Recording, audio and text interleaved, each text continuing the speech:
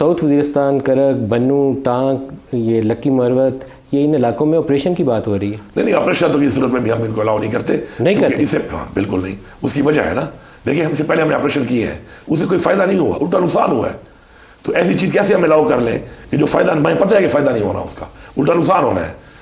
Intelligence based operation जो है वो ऑलरेडी चल रहे हैं, और वो सारी बातें वो तो हर जगह चलते हैं, किसी भी शहर में चल सकते हैं जहां पर भी आपको इत्तला मिले कि यहाँ पर कोई टेररिस्ट। आप इनको वाइप आउट कैसे करेंगे अगर उनकी इतनी इंटेंसिटी है, कई हजार का अंदर लोग बैठे। मैंने अपनी जो है प्रोविंशियल एक्शन प्लान में मैंने काम शुरू किया जब मैंने सूबे की जिम्मेदारी संभाली, और मैंने से बड़ी चीज़ों पर गौर फिक्र की कि हमें क्या करना चाहिए, अब तक हम क्यों कामयाब नहीं हो रहे। तो मैंने जो पहली चीज़ समझी और देखी, मुशावरा के साथ सारी बातें पूरी टीम है, कि हमें आवाम का एतमाद बहाल करना है, हमारे साथ आवाम खड़ी हो जाए।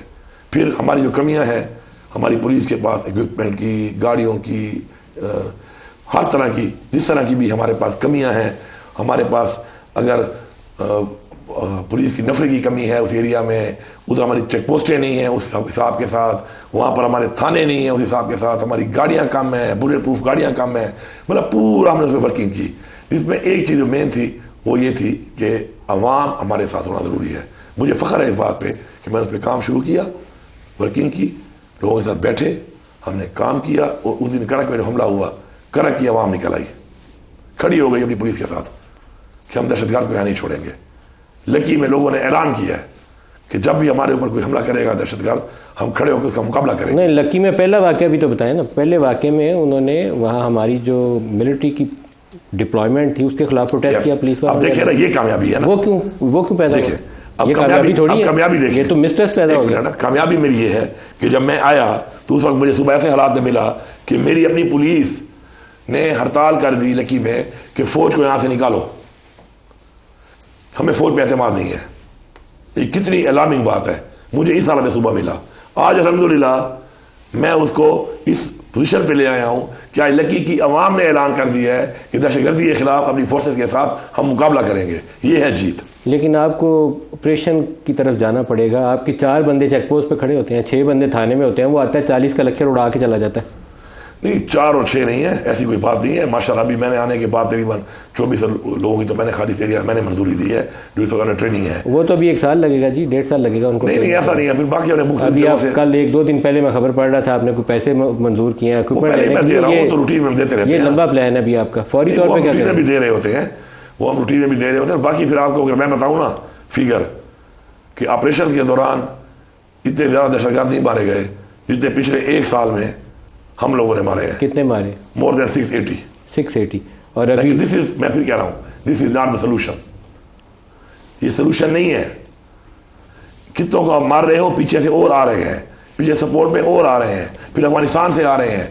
तो बात ये सोल्यूशन नहीं है। इसके लिए प्रॉपर हमें प्लान करके इस चीज़ के खात्मे के लिए पहले तो वहाँ बातचीत करनी पड़ेगी उस मुल्क के साथ जहाँ पे प्रोटेक्शन मिल जाती है, और फिर आ जाते हैं साथ में वो भी शामिल हो जाते हैं। उसके बाद यहाँ पर हमारी आवाम का एतमाद कि आवाम भी खड़ी हो। देखें, आवाम अगर खड़ी हो ना, आवाम हर जगह पे अवेलेबल है।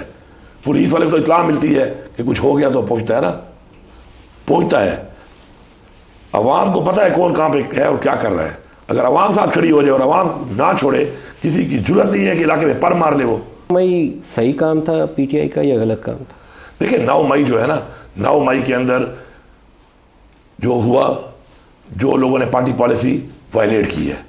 पार्टी पॉलिसी में ऐसा कुछ नहीं था कि आप जाके ऐसी जगहों पर जाएं कि जिन जगहों के ऊपर हमारे अस्करी जगह हैं या हमारे इस तरह की जो पॉइंट्स हैं जहां पे आप अंदर घुसे और तोड़ फोड़ करें। आप मजम्मत करते? It was not a party policy. आप मजम्मत करते? मैं इस चीज़ की जो पार्टी पॉलिसी के अगेंस्ट हुई है उसकी मजम्मत जरूर करता हूँ, लेकिन मैं साथ ये भी बोलता हूँ, वो जो बात हुई आपने की जिक्र, वो फैसल वफदा वाली 9 मई वाला, उस पर मैं इसलिए बता रहा हूँ आपको कि पहले तो ऐसे नामाकूल लोगों को ऐसी मीटिंग में बुलाया ना जाए।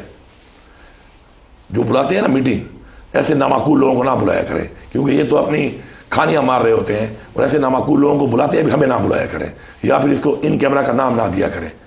और उसके बाद इसलिए जो झूठ बोला है और मनसूब किया है, तो अब पहली बात मैं बताता हूँ आपको ये कि या तो मेरी आप वीडियो निकालें, इसकी वीडियो तो है ना इन कैमरा की भी, और वो आप दिखाएं, वरना मैं डिमांड करूंगा कि दिखाएं। आपने कहा कि 9 मई वालों को सजा दें? मैंने ये कहा, अब मैं इसलिए कह रहा हूँ उसने कह दिया तो मैं आपको बता रहा हूँ, वरना वीडियो निकाल के दिखाएं। आपने क्या कहा? मैंने ये कहा कि पार्टी पॉलिसी नहीं थी। 9 मई में जज्बात की वजह से या नादानी की वजह से अगर किसी ने लाइन क्रॉस की है, पार्टी पॉलिसी के खिलाफ गया है, तो उसने इतनी बड़ी गलती नहीं की, इतना बड़ा जुर्म नहीं किया कि उसका मिलिट्री ट्रायल हो, क्योंकि मिलिट्री ट्रायल के लिए आपका असले के साथ लेस होकर हमला करना होता है।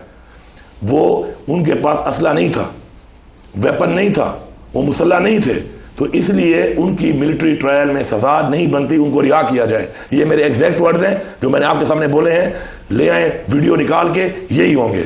और फैसल वावड़ा ने अगर ये बात जो की है, मैं इसलिए कह रहा हूं कि ऐसे लोगों को मीटिंग में ना बुलाया करें, और फैसल वावड़ा से आप ये तरजीह कराएंगे, या मैं इनसे डिमांड करूंगा कि मुझे अब इस मीटिंग के मुझे अपनी पूरी बात की मुझे अपनी वीडियो अब चाहिए, ताकि मैं कौन को दिखाऊं, क्योंकि ऐसे नामाकूल लोगों के साथ बिठाकर इस तरह से उनसे गलत बातें करवाकर हमारी क्रेडिबिलिटी को खराब ना किया जाए। जिन्होंने जलाओ गिराव किया, लाहौर कोर कमांडर हाउस है या वो मियाँ वाली में MM आलम एयर बेस है, जिन्होंने आग लगाई, जलाओ गिराव किया, तोड़ फोड़ की, उनको सजा मिलनी चाहिए।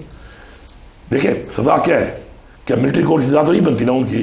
यही मैंने कहा कि मिलिट्री कोर्ट की सजा में आपका मुसल्ला होना जरूरी है, कि आप मुसल्ला हमलावर हो। वो मुसल्ला हमलावर नहीं थे, एक नादानी होगी, जज्बात में कुछ कर दिया होगा, लेकिन मिलिट्री कोर्ट की सजा से खत्म करके उनको रिहा किया जाए।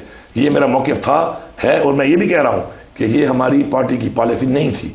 वो पार्टी पॉलिसी के अगेंस्ट गए हैं जज्बात की वजह से, तो उसमें ये सजाओं की नहीं बनती। तो मैंने कल डिमांड की उनको रिहा करने की। मैं कह रहा हूँ आपकी पार्टी कल अंदर चली जाती, आपने बड़ी अच्छी बात की है कि वो पार्टी पॉलिसी नहीं थी, तो आपकी पार्टी अंदर कल इजलास के अंदर चली जाती तो अच्छा नहीं था। आप लोगों ने इंतहाई अहम मौके के ऊपर उसका, देखिए मेरी पार्टी का, पहले तो मेरी पार्टी का छोड़ा किया है इन्होंने। अब मैं एक वज़ीर आला हूँ PTI का, लेकिन इस वक्त मेरी पोजीशन ये है कि मैं आज़ाद हसीयत से बैठा हूँ अपनी असम्बली में। मेरी पार्टी का तो नाम ही खत्म कर दिया इन्होंने, नंबर 1। नंबर 2, इमरान खान से मिलने के लिए उन्होंने कहा कि हमें जाके मिलने तक हम मुशावरत कर लें, उसके लिए मुलाकात तक नहीं कराई गई। फिर एक्सपेक्ट कर रहे हैं कि जी वो आके हम उधर बैठ कर जो है बात करेंगे इसके ऊपर। उसके बाद फैसले के बावजूद अभी तक मुझे रिजर्व सीटें नहीं मिली। अभी तक मेरे सूबे में सेनेट का इलेक्शन नहीं हुआ।